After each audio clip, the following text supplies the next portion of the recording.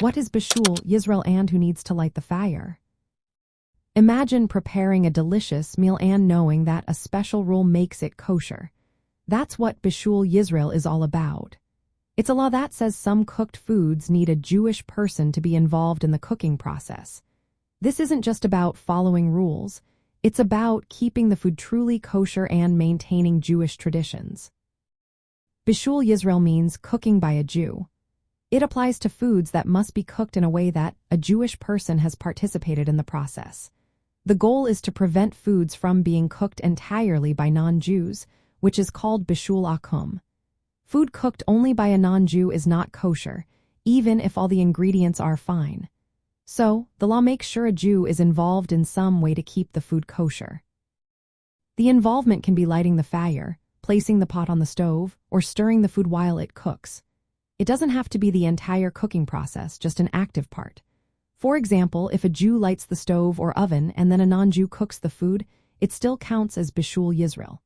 Similarly, if a non-Jew lights the fire but a Jew puts the pot on it, that also works. Even stirring the food during cooking can make it considered cooked by a Jew.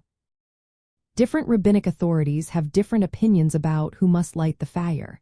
According to Sephardic tradition, following Rav Yosef Karo, the Jew must place the pot on an already burning fire. This means the fire must be lit by a Jew beforehand. On the other hand, Ashkenazic tradition, following the Rama, is more flexible.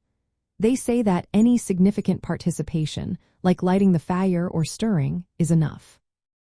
In commercial kitchens, if a Jew lights the stove or oven or places the pot on the fire, the food can be certified as Bishul Yisrael.